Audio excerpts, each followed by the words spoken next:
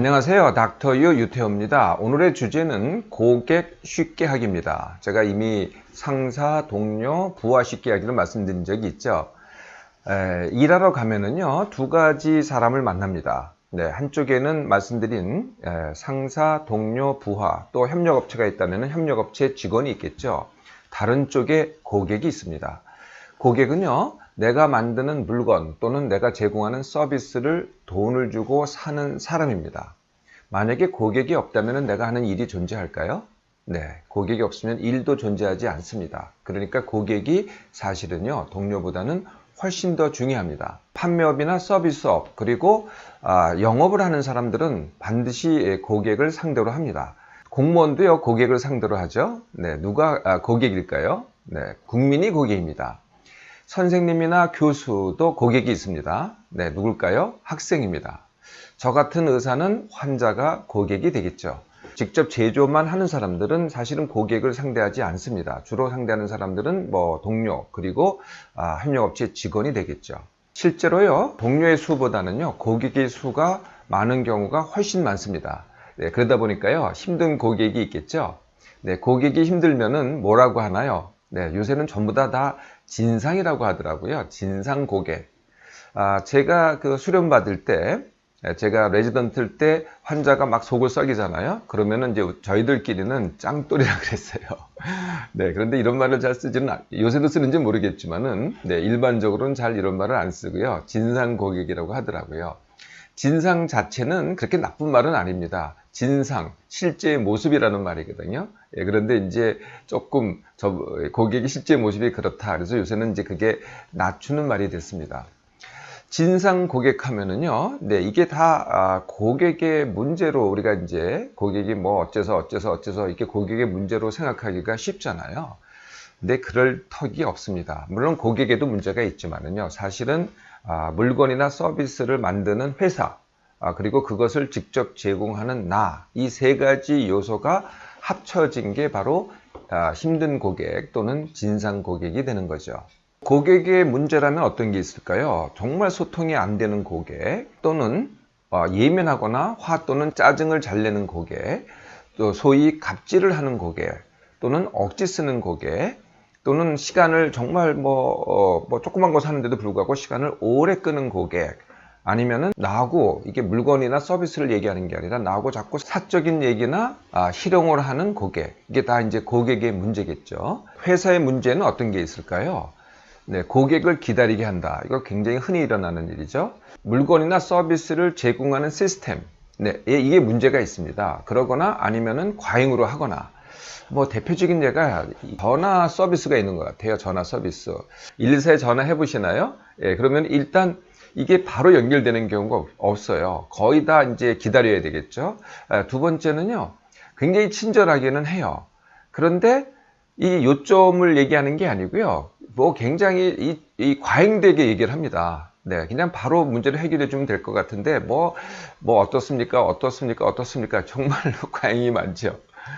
네, 세 번째는요, 이 물건이나 서비스 자체에 문제가 있습니다. 네, 이 자체가 문제가 있는 거고요. 네 번째는 이걸 이제 제공하는 시스템에 문제가 있는 거죠. 네, 어떻게 제공한다. 이 시스템에 또 문제가 있는 거고요. 아니면은 물건이나 서비스 때문에 피해를 입었다. 네, 이런 경우도 있고요. 이제 이런 경우도 있습니다. 어떤 경우냐면은 물건이나 서비스 자체는 문제가 없는데 그것을 만들거나 제공하는 쪽에 불만이 있는 거죠. 회사라든지 지방자치단체나 정부 또는 단체, 그리고 저 같으면 이제 병원, 그러니까 그 자체에 불만이 있는데 물건이나 서비스 또는 물건이나 서비스를 제공하는 나한테 이제 그것을 갖다가 제기를 하는 거죠. 이게 회사의 문제입니다. 그러면은 물건이나 서비스를 제공하는 나의 문제는 없을까요? 나의 문제가 사실은 제일 큰 문제가 될 수 있습니다. 네, 첫 번째는요, 내가 지금 하는 일을 좋아하지 않는다. 네, 이겁니다. 내가 좋아하지 않으면은 좋은 서비스가 나올 수가 없겠죠. 두 번째는요, 회사가 나한테 해주는 대우에 맞는 매뉴얼대로만 한다. 네.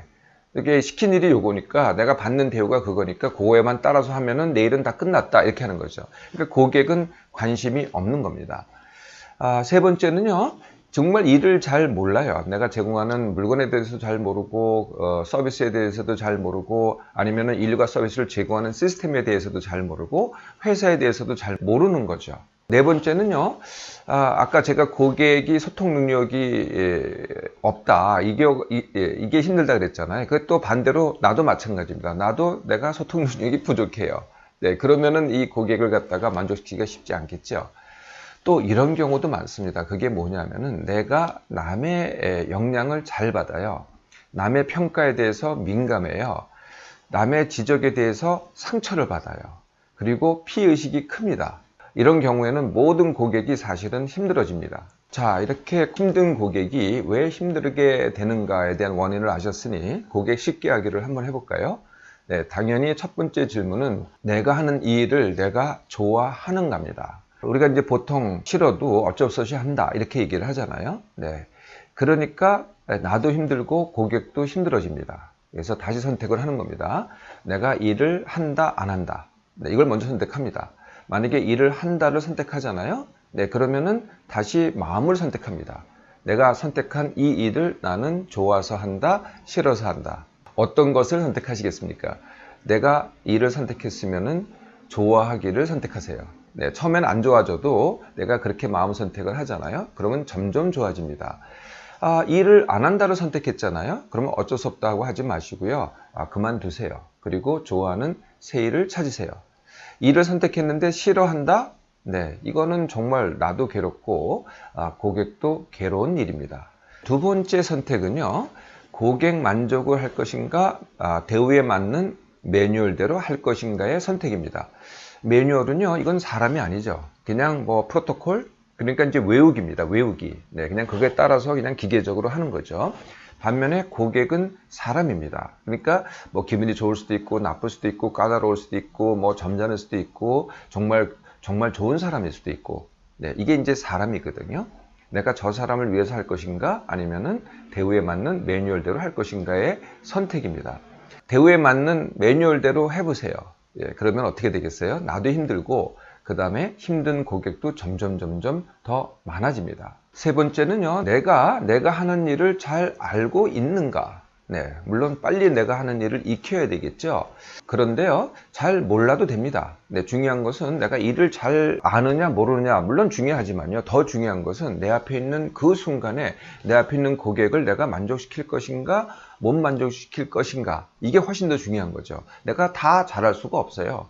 닥터에도요, 모든 걸 다 잘하지 못합니다. 그 순간에는 제가 제 고객을 만나는 순간에는 저도 잘 모를 수도 있다는 거예요. 그럼 모른다고 하면 됩니다. 그렇지만은 그 순간에 내가 할 수 있는 최선을 다해서 고객에게 만족을 드리는 거죠. 이게 이제 사람 하기가 됩니다. 네 번째는요, 일과 관계의 분리입니다. 고객은요, 가족도 아닙니다. 친구도 아니죠. 그리고 동료도 아닙니다. 그리고 적도 아닙니다. 네, 기억나세요? 제가 관계가 있다 그랬잖아요. 관계는 나, 가, 친, 동족, 속고사. 네, 속고사의 속은 소속이 되는 거고요. 그 다음에 고객, 그 다음에 사회 이렇게 되는 거죠. 그 앞에 있는 게 가족, 친구, 동료, 적입니다. 네, 그런데 고객은 그 어느 쪽도 아니거든요. 그런데 고객이 있어야만 내가 일을 할 수가 있어요. 굉장히 중요하죠. 그렇지만은 관계는 아니라는 거죠.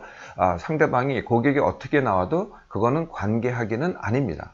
단지 내가 그 관계를 정할 수는 있겠죠. 네, 고객이긴 하지만은 나는 친구로 대하겠다. 그러면은 이제 관계가 시작이 되는 겁니다. 어쨌든 일과 관계는 분리를 하면 됩니다. 다섯 번째는요, 진상 고객 이용하기입니다. 네, 고객이 진상일수록, 그리고 내가 그런 고객을 내가 잘 다룰 수 있을수록 나의 능력은 어떻게 될까요? 성장하게 됩니다. 제가 늘 그 스파링 파트너 말씀드리죠. 그러니까 권투할 때 나를 더 세게 세게 만들어주는 사람. 그게 이제 스파링 파트너잖아요. 네, 똑같습니다. 진상 고객이 나의 스파링 파트너가 되는 거죠. 그래서요, 동료가 진상 고객이 어렵다 그러잖아요. 그러면 내가 맡을게 하세요. 네, 그럴수록 나의 능력이 더 커지기 때문이죠. 여섯 번째는요, 고객의 기준 낮추기입니다. 내가 고객은 다 이 정도 수준은 돼야 돼 라고 기준을 갖고 있잖아요. 네, 그러면 내가 어떻게 고객이 다 그렇습니까? 어떤 수준 이상에 있는 고객도 있고요. 그 이하에 있는 고객도 굉장히 많죠. 네, 근데 그 이하에 있는 고객을 만나면 어떻게 되겠어요? 네, 그러면 나도 스트레스, 그 고객도 스트레스가 되겠죠. 고객이 보통 수준은 돼야 된다. 예, 그렇게 기준을 맞추면 어떻게 되겠어요? 역시 마찬가지입니다. 그 이상에 있으면 괜찮지만 그 이하에 있는 고객은, 진상 고객은 또 스트레스가 되겠죠.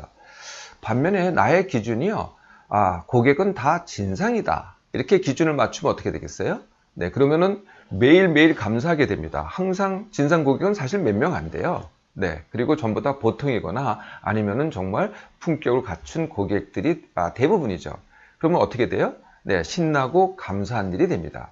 내 기준에 따라서 내가 만나는 사람이 나한테 이 기쁨이냐 아니면은 괴로움이냐가 사실은 또 결정이 됩니다. 이제 한 가지 남았습니다. 반복되는 고객의 지나친 요구. 이거는 단호히 거절해야 됩니다. 네, 자꾸 이 똑같은 요구가 반복된다. 한 번은 이제 내가 들어주죠. 네, 지나친 요구라고 하더라도 한 번은 들어줄 수 있지만 이게 반복되잖아요. 그러면 어떻게 되겠어요? 이 사람은 내가 만족시킬 수 있지만은 이 사람으로 인해서, 이 고객으로 인해서 다수의 다른 고객이 피해를 입게 됩니다. 예, 그러면 잘 판단하셔서 반복된 지나친 요구는 거절해야 됩니다. 자, 어떠세요? 고객 쉽게 하기. 또 여러분만의 노하우가 있겠죠? 어떤 이유든 고객은 만족하지 않을 수가 있습니다. 이렇게 만족하지 못하는 고객을 내가 어떤 방법이라든지 만족할 수 있게만 할 수 있다면, 네, 그게 바로 나의 최대의 행복이 됩니다.